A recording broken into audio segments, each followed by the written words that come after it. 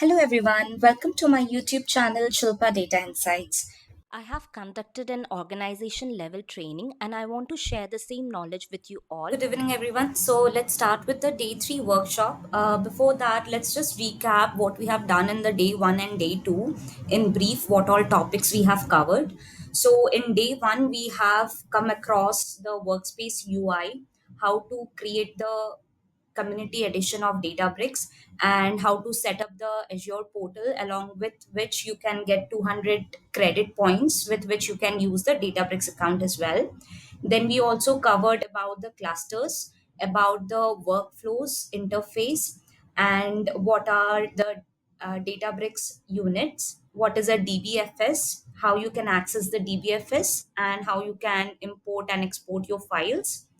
Along with it, we also covered about the DBFS utilities, the %fs command, the file system commands, the notebook utility.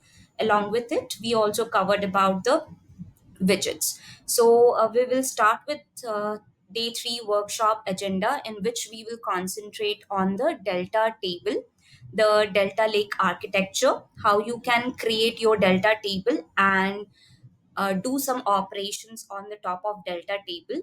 And then we will look into what exactly are the features of Delta table, like time versioning.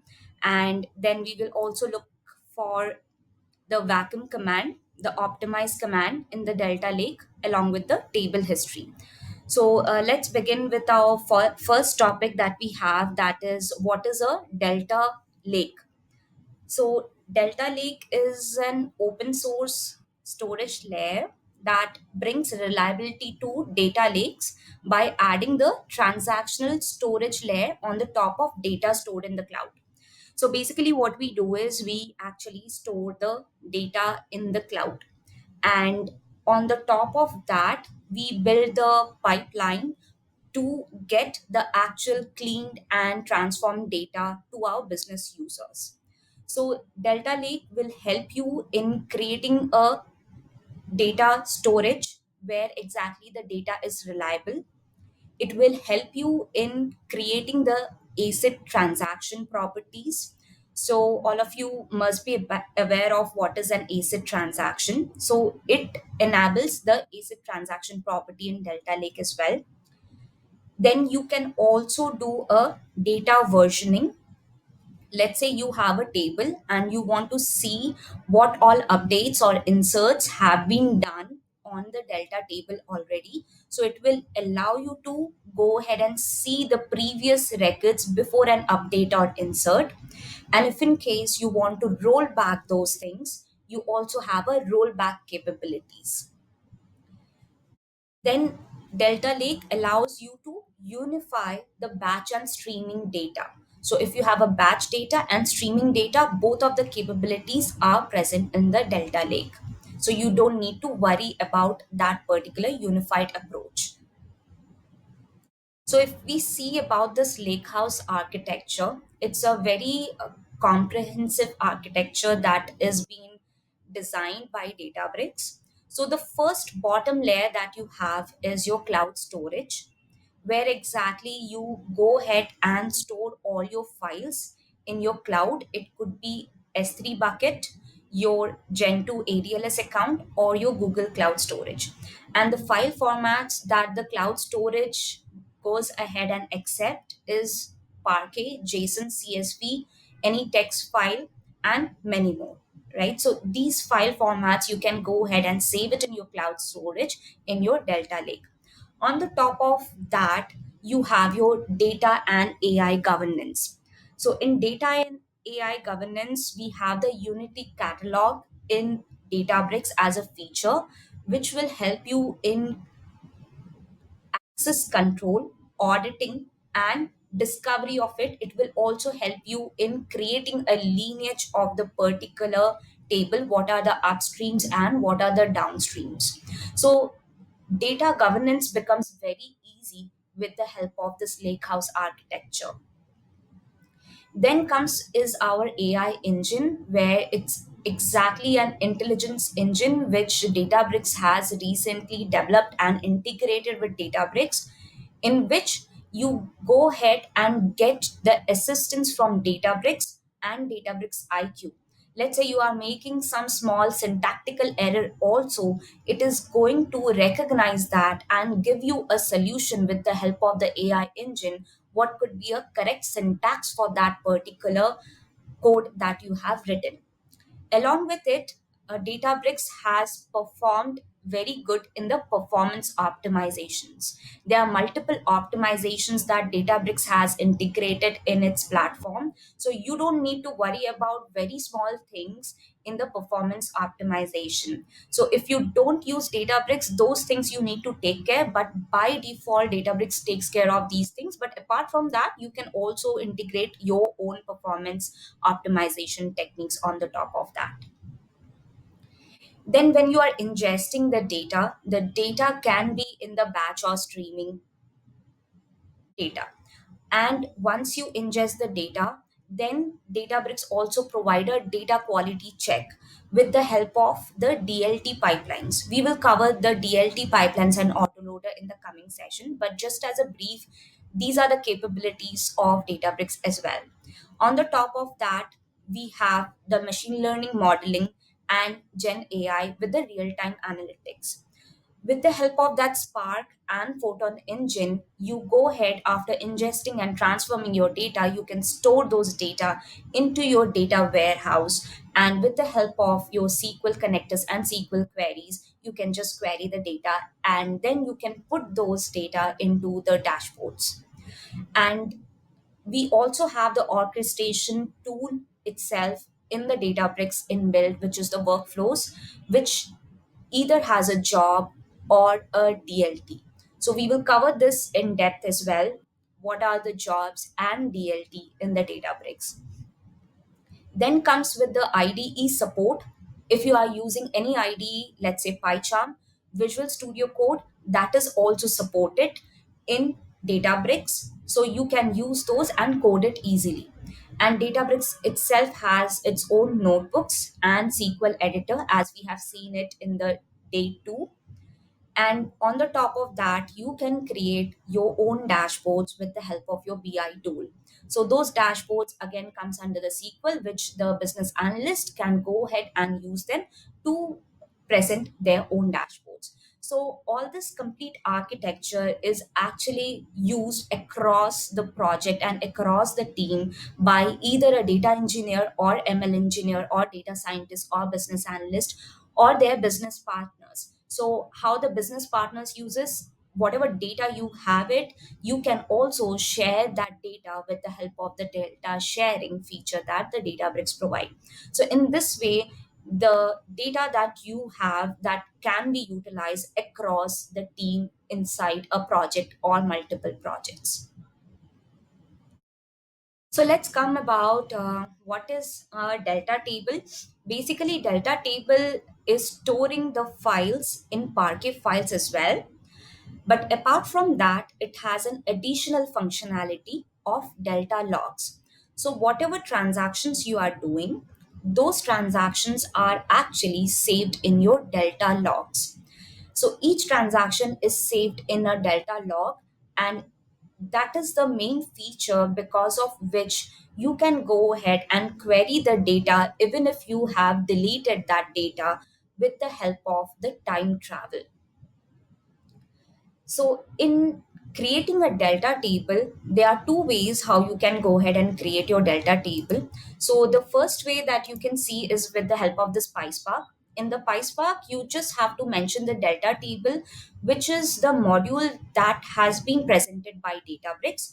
With the help of this delta table module, you create the Spark session, and this with the help of the Spark session you can mention your table name, you can create your column, you can mention what is the location where you can go ahead and save your file, and the delta table will be created.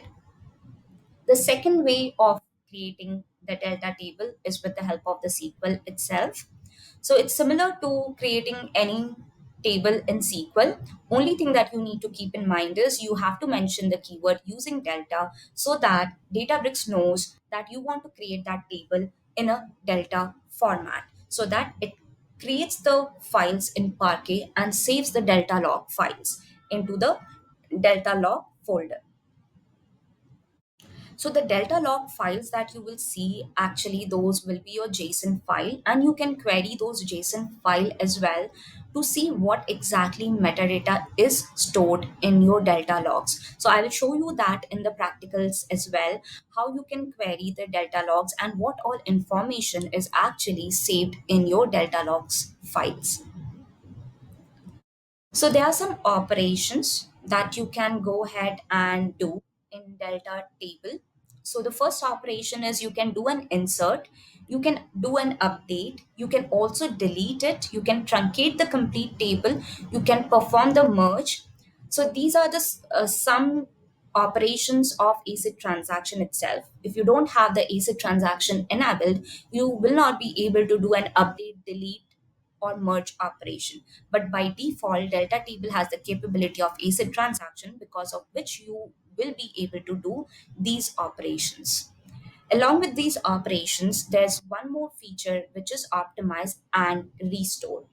So I will discuss this in the next slide of what is an optimize and restore. But let's see how you can retrieve the data or the details of the table of the delta table. So using the describe detail and the table name, you will be able to see what file or where exactly the file location is present, when exactly it's created, who is the user who created it, and what is the size of the file that is created for this particular table.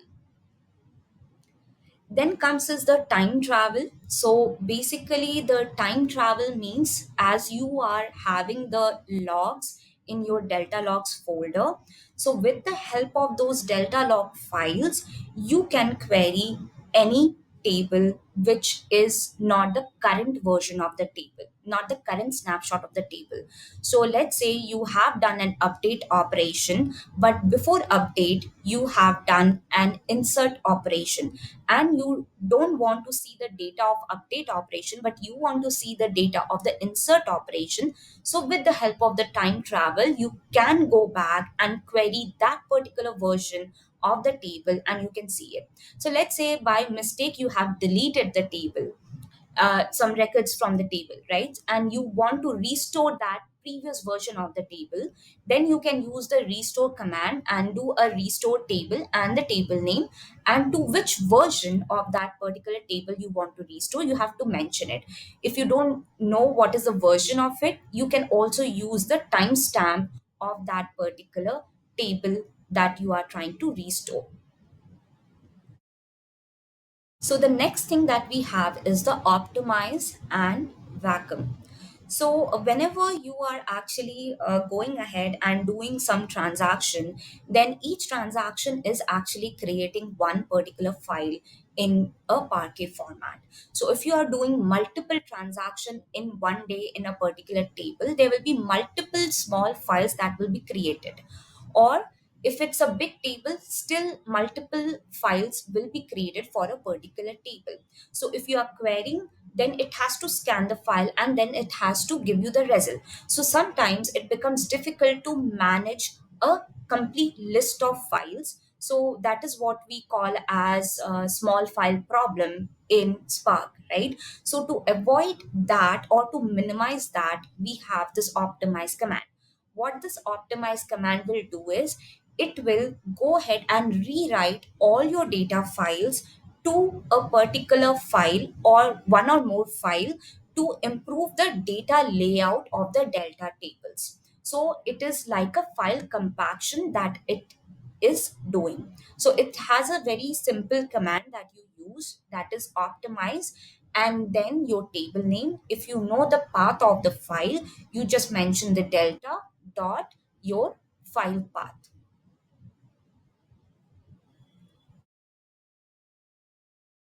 So the next thing that we have here is vacuum. So in vacuum, what happens if you have a lot of files and then you are optimizing it?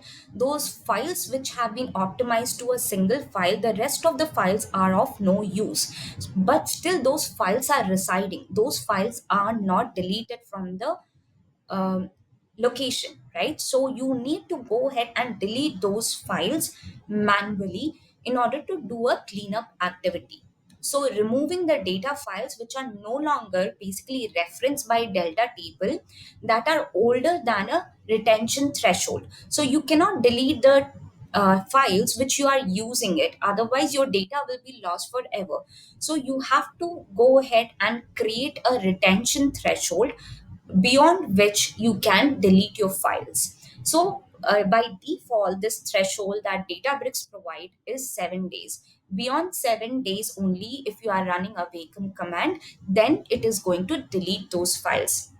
But this retention threshold, you can go ahead and change this particular value. And why exactly it's needed? Because if you have your cloud storage and you have multiple files, definitely it's going to increase the cost of the files storage location, right? So to reduce the cloud storage cost, we have to do this manual vacuum activity. So before actually removing the files, you need to make sure that you really want to go ahead and delete those files. How you can do it is using a dry run. So if you mention the vacuum and the table name and then a dry run after that, then it's not going to delete the files, but it will display you what all files you want to go ahead and delete. If you are okay with that, these are the files that I need to delete, then you can run this command, that is vacuum and the table name, what you want to delete, and it is going to delete the files which are mentioned beyond the threshold value. Okay, so these are the few topics that are there. I have linked the Databricks documentation link. I'll share the documentation link as well. If you want to go through, you can go through this. And there's one YouTube playlist again. You can just watch it if you want to know more about this. So let's go ahead and get started with the practicals. So let's start with the delta table in the Python, how you can do it. So I've created a database here called Shilpa Delta. Inside this, I will be creating my first table, that is my delta table. So for that, I'm importing some modules here so that I can create my delta table. So if you will see this from delta dot tables import star, it means from this particular module, it's actually importing all the functions that are present inside this. If you want, you can mention the ones which you actually need. That is the best practice that we follow. But just for demo, I have just mentioned whatever all the functions that are present inside delta dot tables. Okay, so now with the help of this delta dot table, I am creating this particular table called delta arc, and it has this function called create, and it's actually using the spark and the table name, and I'm adding two columns into it like employee ID and the name, and I'm mentioning in which location basically I want to go ahead and save my file and execute it. So as I have executed this particular command, I will show you how exactly it looks like. But this is the Python method in which you can create your delta table. Let's first see what is the SQL method of creating it. So it's simple as that. The SQL method create table if not exist, and your table name and whatever your column names and the data type are, and then you have to use using delta. Once you do using delta, it's going to create your delta table. So let me first show you how what exactly is coming up inside this delta arc file location where I am creating the table called delta arc itself.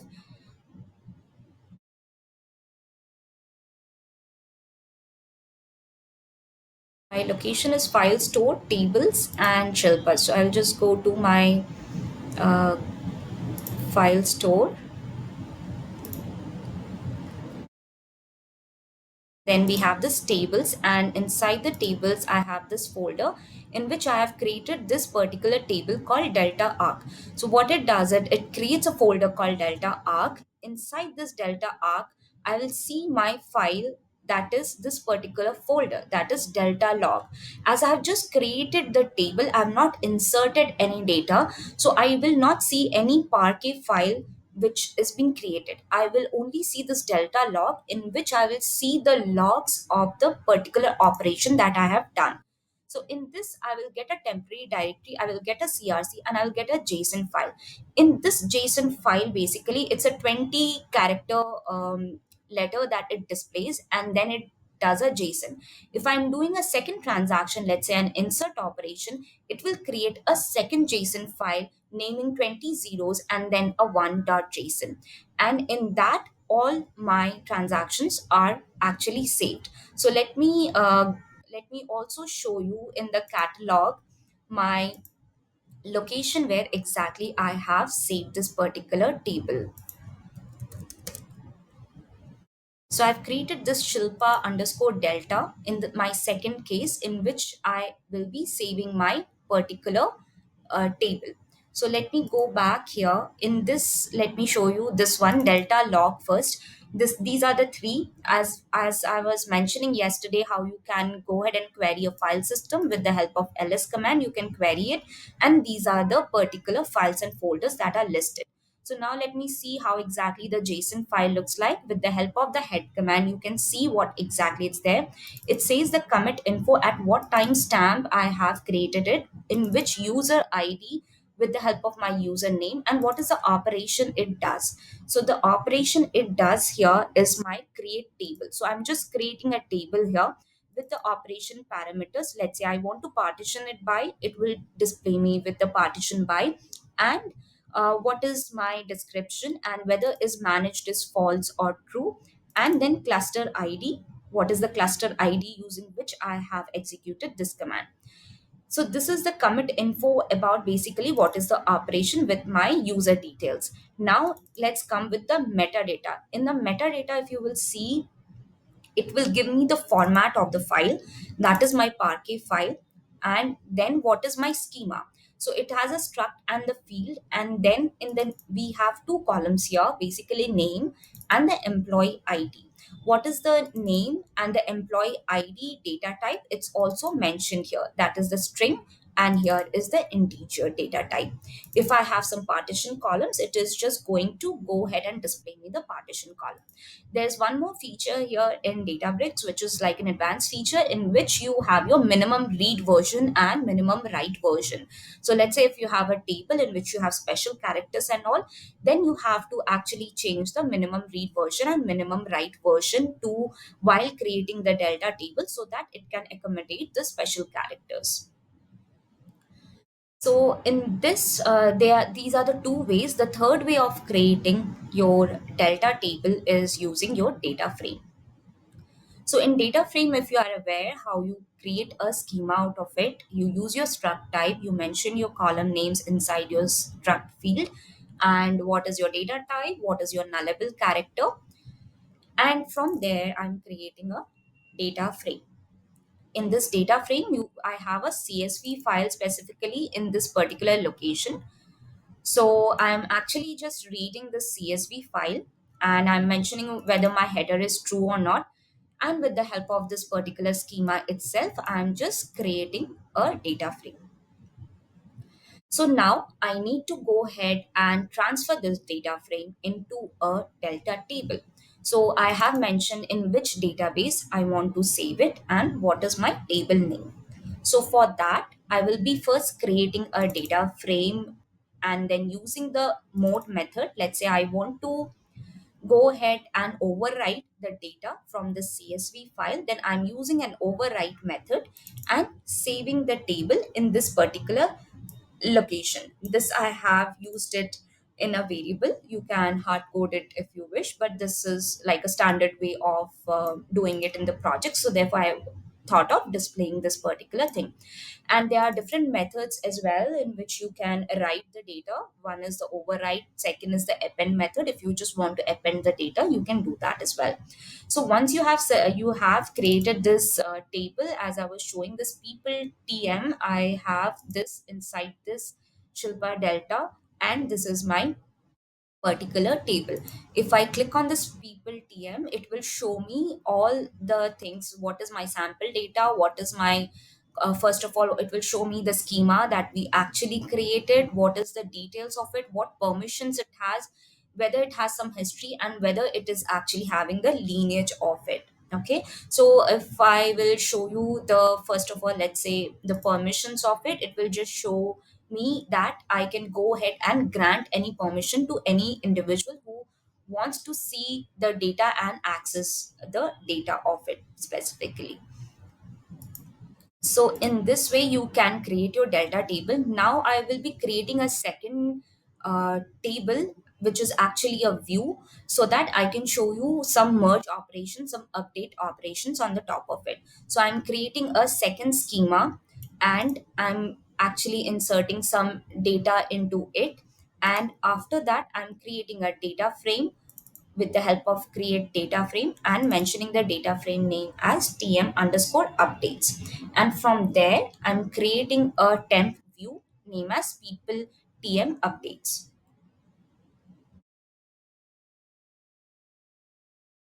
So now if you see here, with the help of the delta table module, I am actually creating an instance called delta table.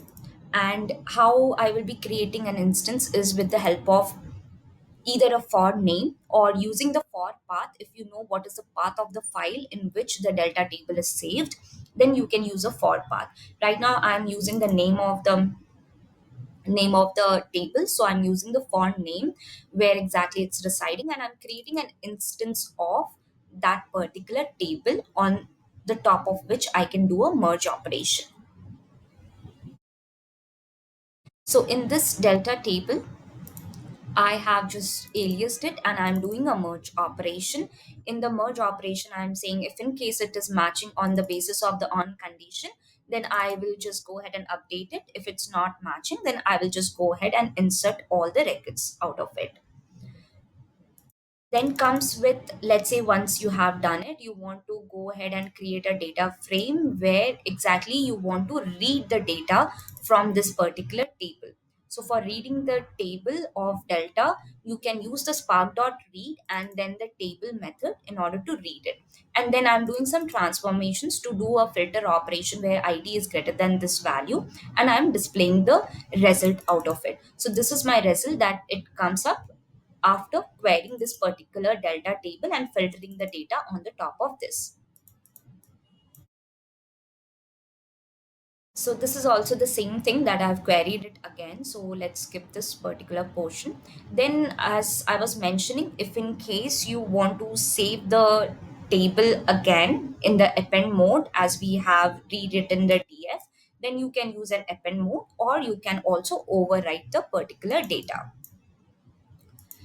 Then comes is, let's say you want to also update the data in your delta table, then you just mention the update operation after creating the instance, that is the delta table, and then the update and on what condition you want to go ahead and update it. This is the string SQL formatted string way in which you can do it. So if you will see, the complete condition is inside the string, and in the set operation you can provide a dictionary that you want to go ahead and update it. You can also use the spark sql function in which you can use the column method in order to go ahead and update your delta table with this particular condition and set the value that is gender equal to male when gender is equal to m here. So now let's see if in case we can delete the delta operation. Yes, we can do that. We can do it with the help of the delta table dot delete and the column value. If in case the column birth date is less than this, then it's going to delete it. So as we have seen, we have performed the delete operation, we have performed the insert operation, we have also performed the merge operation. So all the AC transactions are supported. Now let's see whether the history actually shows us whether the table history, if we can go ahead and get it. So for that, again, the delta table instance I'm creating for the same table, and from there I'm using the history method using which I will be able to see if in case what all operations it has created. So if you can see here, there are some delete operation, some update operation. So first of all, the thing that we performed was creating a table. Then we actually did a merge operation. and we did a merge operation on the basis of the ID column. So the predicate is ID, and the match prediction predicates it has displayed. Okay, then on the top of that merge, we are actually doing a write, which was an append, and then we created and recreated that particular table and updated it two times because there were two transactions, and then we did a delete operation. So there are total basically seven operations that we did starting from creating the table. And the version of the table history starts from 0. So if you will go ahead and see the version history here, it starts from the 0. Then, if you want to query the version 0 in which we just created the table, you have to mention it in the where condition and what is my version in the string format. So, it will give me what is my version of that particular table and what all things are present inside that particular table. Thank you. Yeah. Okay, so this is actually the time travel as we were discussing, just to give a brief again. So, if in case you want to go ahead and view the data which is being updated or inserted in the previous version, which is not the latest snapshot, you can go back and you can view the previous version of the data. So, that is the time travel that we call as. And if in case you want to go ahead and restore the previous version as well, using the restore command, you can go ahead and restore the data.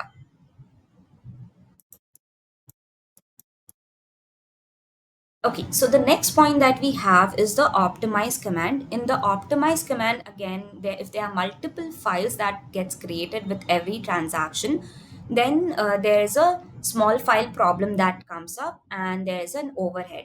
So for that, Databricks has provided this optimize command. You don't have to do anything at your end. If in case the file, you can mention what is the minimum file size in the Spark configuration that you want to use. If in case that file size has exceeded, it can optimize it by default. The Databricks provides the optimized size to be 1 GB. If it is more than 1 GB, it's going to go ahead and optimize that particular file to a bigger file.